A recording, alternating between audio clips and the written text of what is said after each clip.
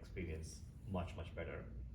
And you can start to think about where can we infuse AI for that. So I'll give you a very simple example, which is one of the biggest things we do in our product is creating content for the employees. Okay, it could be as simple as your holiday calendar to something meaningful like your quarterly results, or something transformative like our company is pivoting and we're going to write a strategy memo and we're going to send it, right? So now you think about it, our job in our platform is to democratize content creation, because that's how you get people to engage, right? So the simplest example, what we do is we have a writing assistant in our product. Why? Because people are already doing it. They copy paste your corporate stuff onto ChatGPT and then cut paste back into the product, right? So the biggest challenge there for a customer is, hey, how do I secure this thing? Because it could be a sensitive acquisition memo I'm writing, and this person just went and copy pasted the damn thing on ChatGPT and they copy pasted it back. So by providing a writing assistant, all we did was we put a ring fence around that. Now people can actually do that, right? So it's a very simple example of how we can do things. Then do you prohibit people from using publicly accessible chat tools? That is the organization's prerogative. What we are trying to do is saying that, hey, I can give you a tool which automatically controls your data not leaking out. Your data is not getting trained by somebody else. Your data is yours. And your employee is going to do this. But if you give this option, they may not do that, right? Now, you can always block ChatGPT on an IP address level. That's your choice. But that's a very good example of how we are trying to bring AI in the context of the problem we solve, right? And that's been a principle for us, which is that don't solve it for the sake of solving, but solve it in the context of what you solve for the user and the customer. So that's at least the starting point. This appears like if you started the 3 layers, the individual productivity level. Correct. Is so critical right now that you have to arm the employees in the company with some productivity tools. You can't say, don't use anything. Correct. Worse, secretly use ChatGPT.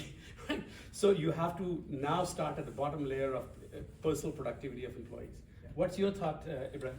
Yeah, I think the most powerful aspect of what you said was the idea that you can get away from trying to do incremental changes at each step of the workflow and actually just start with the business outcome. So to give an example, I think you have like a customer service example in there.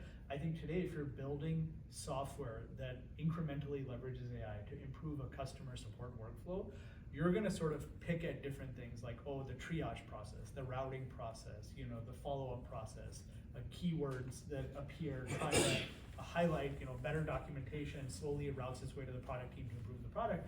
And maybe that, 1% improvement adds up to 10% cumulatively. But I think it would be something wild and amazing to say, I'm the head of customer success. I need to reduce costs by 50% while maintaining quality at the current form.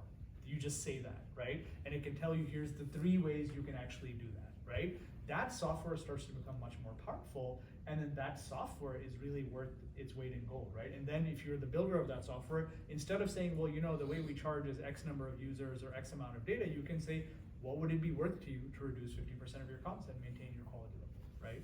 So I think that's really the most powerful thing that we see emerging, but you're correct, we're still at the infancy stage where we're like trying to piece together parts of the workflow to figure out what that next gen is going to look like. Let me ask you a follow-up question that just occurred to my mind. Since both of you have lived through the cloud revolution, right, differently.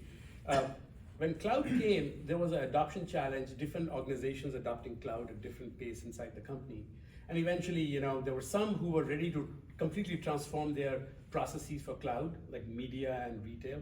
And some, like in health and others, were much cautious about it for security reasons. How do you see the parallels over here with AI? Is it similar? Is it different in terms of adoption? Any reactions to that? I can go first. Yeah. I would say, whenever there is a trend, and we've had many trends over the last couple of decades, cloud, SaaS, mobile, what usually tends to happen is when somebody is under tremendous competitive pressure and they can take risks, they'll do it. Or if they're smaller and not entrenched in their processes, they'll do it, right? When I worked at Box, Box was cloud only for a long time, and there was so much money to be made with these hybrid cloud solutions and on-prem solutions, and one of the nuts that was really hard to crack was the financial services space. Because they would just be like, well, our security protocols, our compliance needs, et cetera, all it takes is pressure from a new upstart to say, we don't worry about those things, we're moving faster than you, and then they all of a sudden all that goes out the window, right? And so that's my take on generative AI is every industry that's dealing with disruption is gonna put aside how it has to be and start exploring these kinds of things. But if there's no competition, if it's a monopolistic situation, then there's no real pressure to innovate and try things, right? I would add to that. I kind of agree with what Ibrahim is saying, and I would say, like, we start with the notion of SaaS, right? As much as I think my ex-company Microsoft and I have a tremendous respect for somebody like Satya.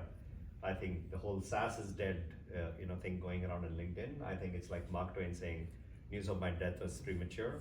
So I think it's kind of that. Is it going to get disrupted? Absolutely, right? So when I think about this, I think you're absolutely right. When there is this pressure for transformation happens, I think suddenly all the guardrails kind of start to shift, right? But I think there are a couple of things that I really think about AI, which is going to be useful and helpful. I think one is, I think AI can be a huge boost to adoption. I think a lot of the enterprise software suffer from adoption because there is a little bit of friction, and sometimes very high friction, in people using the software. I think AI could be one of those things which actually unlocks adoption faster. And that could be either in the transformative side or it could be incremental, it doesn't matter. It can suddenly boost adoption. I think that is a big plus for any SaaS provider, because ultimately every software, SaaS or otherwise, is looking for stickiness and adoption, right? If you can unlock usage, then you can crack all the other codes later. I right? think you're spot on. Like, one of the smarter people I worked with was Aaron Levy at Box, and he had this saying, which is, nobody has a problem with enterprise software. Their problem is the way it's configured and deployed. Yeah. And I think that those lack of customization or over customization creates friction Yep. for adoption. And so I think AI can cut through all that, whether it's simply like, hey, I can't figure things out in the documentation, whether it's I need better guidance in the onboarding, or whether it's I need some level of customization, I don't want to pay professional services or deal with partners or whatever. It really streamlines that, right? Yeah. I'll add one question to it, Ibrahim. It's very interesting you say that. Is reality really that case? What I mean by that is AI going to reduce complexity or increase at the enterprise level? Because now on one hand, Bala, your company is building something leveraging AI first. On the other hand, we have ChatGPTs of the world, OpenAIs. They can say, look, I can be that layer, and there are many companies who are building something either vertically or functionally, and then we can do that too. And by the way, we have deep pockets. Now innovation is going to be so much more faster than every other company. So do you really feel in the next 12, 24 months, AI is going to really simplify the tech stack and the overall thing, or it is going to just add 20 more applications, whether they're agentic or not, into the current CIO stack? I think it's an orthogonal question, but it's a very good question, right? So the way I would... And there are three classes of problems. There is a personal productivity problem of an employee. I need to search for a document to get my task done, and I can't find it. So can I give you search tools? I need to summarize a lot of data to submit a report. So there's a productivity problem category. Now there are AI capabilities that can solve it. Then there is a coordination, collaboration category, right? You can now say, I can look at a policy document in healthcare. Today, it is implemented as 17-step workflow between two departments to approve it. Tomorrow, the workflow is now absorbed and re-architected by AI into 2 steps, and you're done. So that's a coordination problem. At the highest level, the third layer was decision problem. Am I really getting the outcome I really look for? And all I'm saying is, if you approach problem first, then in each of these 3 layers, you can start with 5 or 6 core capabilities of AI. Ability to predict, ability to summarize, ability to reorchestrate flows. So you can go through the modalities we talked about, and hopefully it'll start constraining, rather than can I just plaster AI everywhere, it starts constraining your AI application to the problems at the right altitude. That's kind of just closing the circle. I'm curious, since both of you are product people, these AI applications, powered applications, either solo or mashups, what's the user experience and how is mobile came with this UX experiences, and we all kind of solved and believed in it and kind of ported our lives to that. What do you think is AI UX experiences, and what's the disruption gonna happen over there? Ibrahim, you start. Yeah, I'll say two things. One is, I think the really interesting interface shift is going to be everybody's gonna normalize a chat-based interface. I think that's already starting to happen. One of the most, I'll take a simpler example. When touchscreens became the norm, I grew up not with a touchscreen. The first time my kids used a computer, they kept touching the screen, and I was like, it's not a touchscreen, and it was an anomaly to them that it wasn't a touchscreen. So I think slowly a generation will emerge, probably within the next 5 years. That's like, obviously there should be a chat-based interface, right? So I think that's gonna be a UX change. The second thing I would say is, there's going to be a lot of lowest common denominator type content, and a lot of problems will get simplified. You're already seeing it. I mean, I'm somebody who tries to write quality and definitely reads quality, and I can pick apart stuff that I know is AI generated, but I'm starting to notice a lot of people can't, right? They're like, and so I guess it remains to be seen when LinkedIn is flooded and Facebook is flooded all with, purely content. These things run on user generated content, but if you can manufacture the users, what does that even start to mean? And so I think you're gonna start to see some changes in the way people communicate and discuss ideas and stuff, because it's gonna start to feel like the Wild Wild West again. Quite right. No, I'd probably agree and build on what Ibrahim said. To me, I think the chat, or I've expanded a little bit more, I think the conversational interface is gonna be the norm. I don't know, for example, if you tried Gemini or something like that, like the fact that you can just have a conversation and it's almost with low latency able to respond to you on anything. I think the expectation, like you said, for like the next generation of users who will all enter the enterprise workforce will be that. Like, why can't I talk? Why can't I ask? Like, typing is one, but why can't I just multimodal this thing, right? I think that's gonna be very, very important. And the second thing is, I still fundamentally believe, and in our product we think about this a lot, is that, but you gotta meet where the employees are, right? And we serve a lot of, what your example, frontline employees are there, right? So we have to be very thoughtful about like, hey, does this person have a laptop? Does this person have a phone? Like, how much access do they have to their phone during the day? Like, we have to think about a lot of these aspects. So I think if you think about it a little bit more abstract, it is always about meet where the users are. Like, not assume that everybody will be always talking to the phone or typing on the phone. But I think construct-wise, I agree with Ibrahim. I think conversation is going to be new touchscreen, right? Like, people are going to be comfortable, but then they do video, audio, type, that's a separate issue, right? That is going to be the norm in terms of you. This is why I'm a big believer that it might suddenly be more inclusive. It might bring more users on more products and solutions. It might create less barrier for adoption, right? Imagine you had somebody who's mid to late stage in career in your enterprise, and you're suddenly wanting them to take a new technology.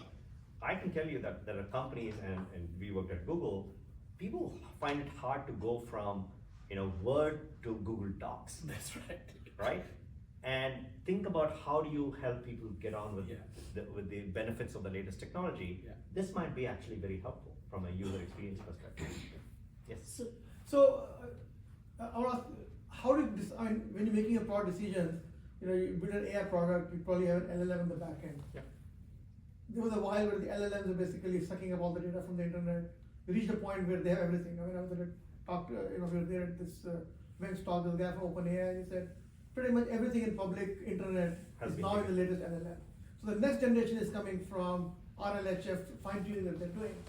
And at that point, we are doing some testing internally, and we're already finding that Google's thinking is actually not quite there. I mean, even with the Google Gemini 2 or Flash thinking, the names are getting kind of very, very weird. If someone needs to teach them about labeling this product versus OpenAI 4, O1, Mini, Preview, whatever. I mean, so they're starting to split apart in terms of their core capabilities based on the amount of fine tuning that they're doing.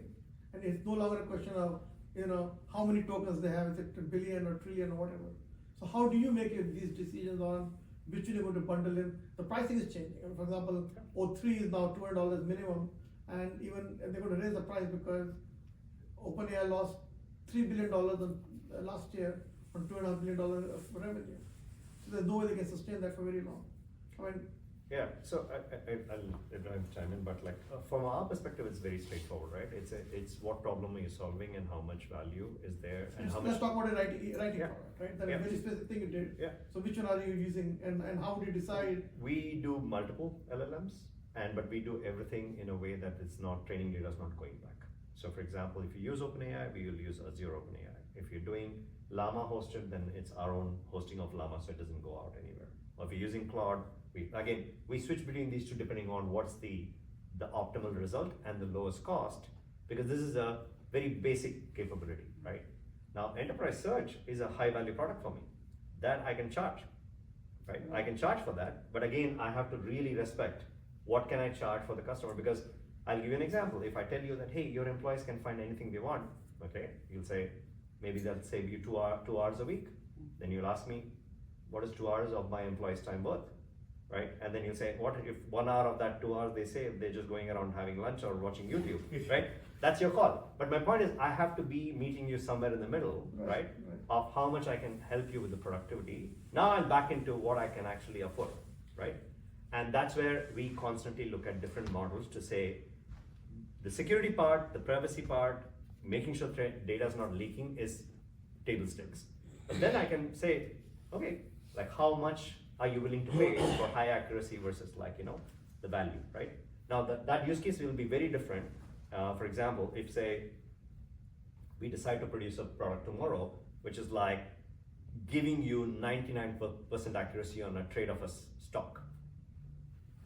Now as a trader, if you have a book of business of $10 million, you'll pay me a lot of money if I can guarantee 99% better decision making. If I had that, I wouldn't rent it out. I would keep it to myself. So my point is, that's the spectrum, right? Like, so writing assistant, yeah. But now there's a cost. For example, I can do video also. I can give you a script and produce a video. That may have a slightly higher cost, right? Versus just writing assistants. So I'm sure over a period of time, all of this will get, cost-wise coming down at volume, but it still goes back to value. Ultimately. So That's how at least we make it this. makes the decision of as a CPO Yep. much harder because the underlying technology is changing at a very, very fast pace. I mean, Yeah. It's not like you're waiting for Oracle database version 10 to Yeah, version 11 quite to a right. 2-year cycle. Now we're talking about 3 months, 6 Quite right. months, right? And that's why I think Yeah. I think about the decision differently if we're prototyping and trying things for research versus actually building and deploying in our product. I'll give you an example that has nothing to do with AI. When I started at Amplitude, they had this anomaly detection feature, and it rarely worked. Half the time it would tell you something and it was either seasonality or user or data error, right? But it was a great demo feature. And one day I actually asked the question, how much does this thing actually cost? Because in order for it to be fast, they would pre-run for everybody the anomalies and then have them available to search. And it was wild. We were spending so much money on a thing that most people didn't buy. It made for a good demo. And the point I'm trying to make is most product managers have gone very far away from how much does it cost to build this thing and what does it actually make us in ROI. And so I think this is raising that question once again. Just because you can do it, should you do it? Yeah. So have you come up with any clever pricing strategy based on the model use? Yeah, so I think this is one of the things going back to your question and your question, I think the biggest learning we've had is that you've got to keep it simple, but at the same time not be rigid. So for example, you can be very tempted to say that, hey, at the end of the day, like somebody will say, hey, it's LLM, so I can go to OpenAI, so what are you doing? And you have to be very clear about the value you're adding, and hence what is the value for that. So the way we think about that is, we have a lot of context when we provide a search result for you. So sure, you can go and build a search product, and that will take you XYZ and the value, and that's how we price it. Now, in our case, it's very simple because we have a way of pricing everything on an employee basis, so we can make it a very simple model, and then keep the data stuff much more cleaner, saying, okay, depending on the data, we'll charge you something very basic. That makes it very, very simple in terms of how I relate to the value, right? You have 10 employees, here's the charge, and data is going to be a very minimal charge for how much data we have to ingest and do something. Now, if I were to sell you like the example of the trading solution, that's an outcome-based pricing. So I can actually charge you very differently, right? So now I think we are also going to get into an age where I think the pricing and packaging and licensing will have to be rethought and has to be flexible. Because people will challenge you saying, hey, what am I paying you for, right? And that's a very important go-to-market aspect for how people have to start. I want to switch to GTM, Yeah. but just to point out, this is one of the hot topics, like how AI is going to disrupt the pricing. And in fact, on very next month's circuit conversation is exactly on this topic. And we have an expert from Freshworks who's a pricing expert who will join us and we'll talk about it. But I want to pick up on this because outcome-based pricing, value-based pricing, and within that, what are the key outcomes and how do you define the outcome? There's a lot of nuance in that. It is not as simple as, here's one single metric, because outcome-based pricing is not new. It's been around in so many different industries for 30 years. But with AI, it's unclear how do you tie the outcome back to AI, right? So there's a lot of complexity in there, a lot of fun things. But definitely in early innings, just only point I would make in addition to what's been made is that when a technology is this new and the costs are so high, training costs were so high, so everybody wanted to pass on, inference costs were high, everybody wanted to pass that on. Both of those are plummeting. Inference costs have come down where, so initially there's a temptation to make it cost-based pricing. Very rarely in tech do cost-based pricing ever survives. So we will see, in the short term, there's some cost-based pricing, but I agree with both of them that sooner or later we'll have to have some value-based pricing, whatever that turns out to be. Yes, you had a question. Yeah, just on that open source versus closed source, right? Yes. So it's a very easy thing to kind of pick up like Llama and get started and stuff. But then do customers also guide those decisions for you? Yeah, so I'll give you some perspective here. This is because we are all still in the early stage. I think what I think we find is one, I'll come back to AI, right? So there's a lot of complexity in there, a lot of fun things. But definitely in early innings, just only point I would make in addition to what's been made is that when a technology is this new and the costs are so high, training costs were so high, so everybody wanted to pass on, inference costs were high, everybody wanted to pass that on. Both of those are plummeting. Inference costs have come down where, so initially there's a temptation to make it cost-based pricing. Very rarely in tech do cost-based pricing ever survives. So we will see, in the short term, there's some cost-based pricing, but I agree with both of them that sooner or later we'll have to have some value-based pricing, whatever that turns out to be. Yes, you had a question. Yeah, just on that open source versus closed source, right? yes.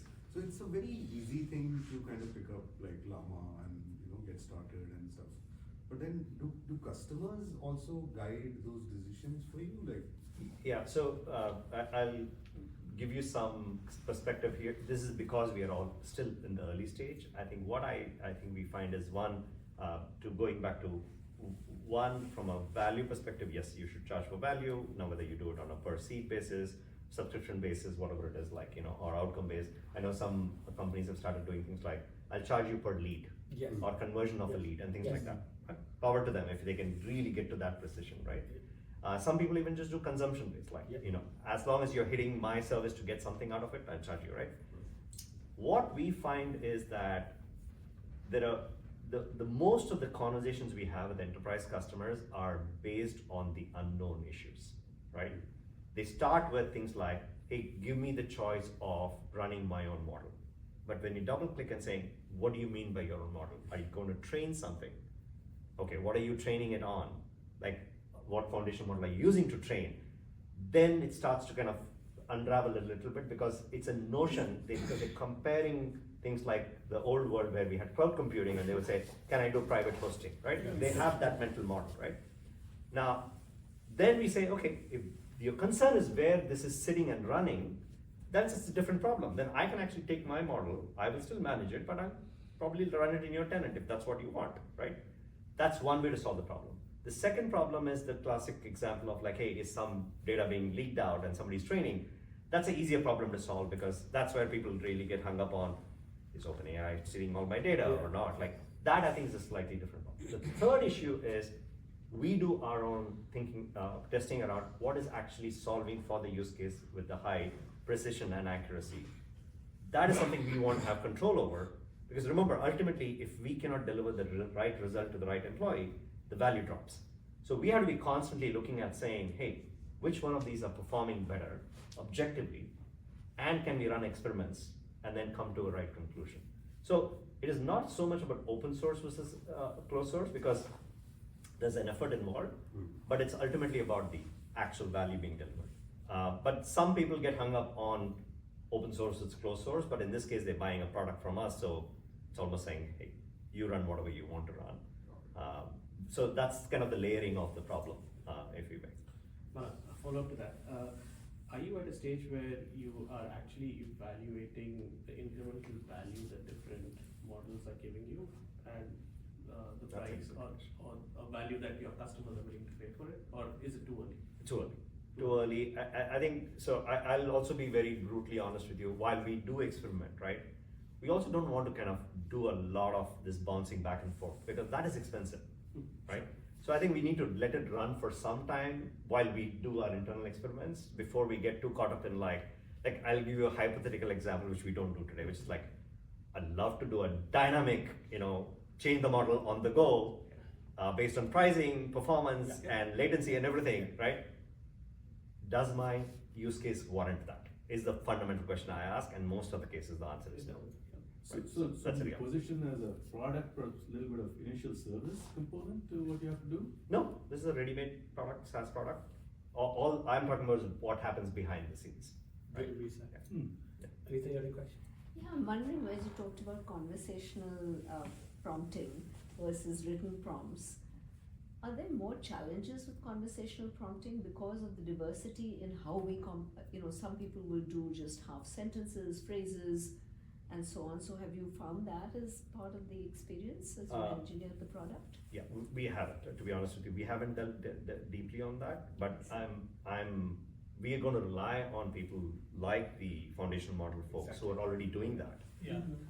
That's how we would go. But let me take a variation of what she was asking, which is, when you create a normal, the old style UI interface with buttons and clicks and a script, you guide the user to actually give the information. In a conversation, you're relying on people just expressing in natural language, let's say English for example, and two different people may actually do it very differently. One person may be much better at expressing their intent than the second person. How to deal with those variations? I think what Anita was getting at. So this is a problem we actually tackled in Amplitude, and I don't think we solved it, which is, I think, all the chat-based interfaces, they've solved like the English language variation, where the tricky part comes in is in your domain, between two companies that are competitors, that terminology might be different. I'll give you a simple example. Somebody says, how much did page views grow last month?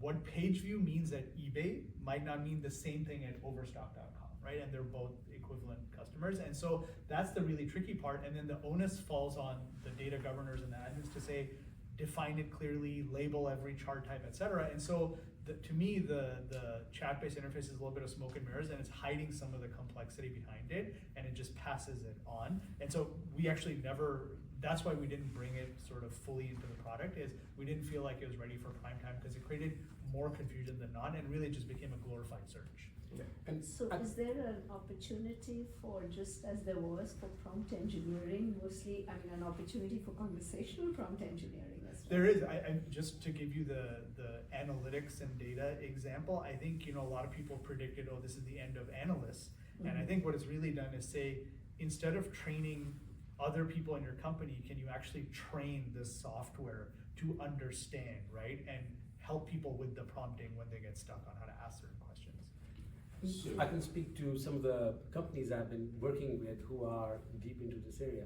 What's really interesting in this area is that conversational interfaces are going to vary depending upon how the high stake the use case is, right? So if it is just like, pull up a ticket or something internal, low effort, low stakes use case, your internal ontology, your internal baseline will give you. If you are in a customer service support agent, and now you're in a conversational web context with a high stake client who is asking for refund of $100 and you type in $1,000 and the LLM has given $1,000 approval, there have been real cases where that has happened. So what is happening is that there are guardrails being created, including the scripts and what the particular chat interfaces will deliver that are regulated, high stakes, and it is so important that both the agent and the AI powering it are highly curated and authenticated in one extreme case. Whereas, so there will be a spectrum we will see emerging inside the company. Once again, use case by use case, right? So I'm just mindful of the time we have. Let's close out with one last question for both of you, and which is like, of course, we talked about layering AI in all the work. The last question is, since both of you also have deep experience in GTM, and we started touching about pricing a little bit. Overall, how do you see the conversations of AI in the product translating into conversations around what do we do on the GTM side of it? Any topics, any issues that you see coming up right now when you talk to your GTM teams? I would just say, the holy grail for any business software is to get into your customer's line of revenue, right? Rather than being sort of a side productivity use case, you want to say, my customer does X, and I'm critical to them building X, deploying X, delivering X, solving X, whatever the case might be. And so I think AI gets you closer to that, allows you to have a conversation about outcome-based pricing or value-based pricing. So I think that's the plus. I think the minus is then the expectations go up. Today, so much software is shelfware, right? That's right. Somebody paid for it, it didn't quite get deployed, it didn't quite get implemented, it didn't quite get adopted. It's not the end of the world. If you're paying for outcome-based pricing and you're not getting it, I think you're gonna start to see more churn, quicker churn, and less patience as well. So it's a double-edged sword for go-to-market. So I think very well said on the packaging, licensing, and the value part. I would say three things from a go-to-market I think we should be wary of is one, I think we have passed the phase of AI washing. I think there's every company who says I'm AI powered, AI led, like whatever prefix you want to use, that's being used, right? I think we should just get back to, it's like, I don't think any one of us say that, oh, my product is cloud-based now anymore, right? Like everybody's done. Like, I think we're going to get faster out of that door, and people just will get back to basics on telling the story. I think that's an important piece, that not to overhype an AI wash. The second thing I would say is, I think we are getting back to this thing where, because it's early, I think we should all be prepared for figuring out the framework to prove the value on the POC level. Because people are going to challenge you saying that, okay, if you say that you can get me better leads, okay, what is the objective POC we can do to show that you can do better leads for me, right? And the more go-to-market motion is tuned for that, I think you'll be more successful. But if you walk in and the customer's like, POC, now you're like figuring out how to do this. But if you go in saying, no, that's a very valid question. Let me tell you, this is how we do a POC. This is the time, this is what the metrics are, and we go there. I think that'll actually help accelerate the sale versus getting into this limbo land. The third one I think is, unfortunately, I think people are still enterprise, including CISOs, are figuring out what is the threat model of this, right? So security concerns are going to be very high, not because they're trying to be a bottleneck. It is purely fear of unknown. Like they don't know what they don't know, right? So I think the more go-to-market motion can be prescriptive and pointed about, here are the things you will worry about, here are my answers, and here are the things you don't need to worry about, and here's why.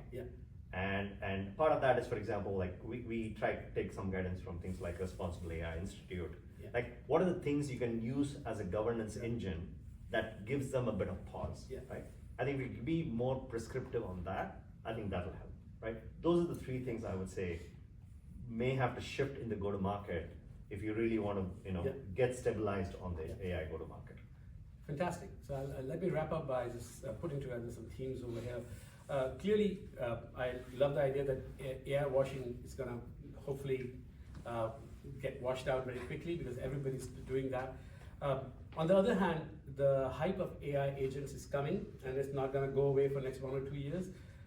Again, I think there'll be AI agent washing. Everything will be AI agents for a while till we get past it. Having said all of that, I think right now, from my experience and conversation with a lot of founders, failure rate in AI is pretty high. So while the hype is very high, how many are going into production systems? If you really check out all the things, there is to the technical guardrails as well as use cases, as well as pricing, which is as it is in early stages, and some of the foundational models and other vendors will hype the potential of the technology, but there's a lot of work to be done on GTM side. Proof of value, proof of pricing, proof of outcome, which is where the hard work is of whether this technology is actually delivering outcome or not. So I'll close with that. Thank you so much for both of you to spend time and share your thoughts. We could go on for a long time. This is a very generative set of topics and issues. So I want to thank you again. Thanks for coming. Thank you. Can I make a general comment?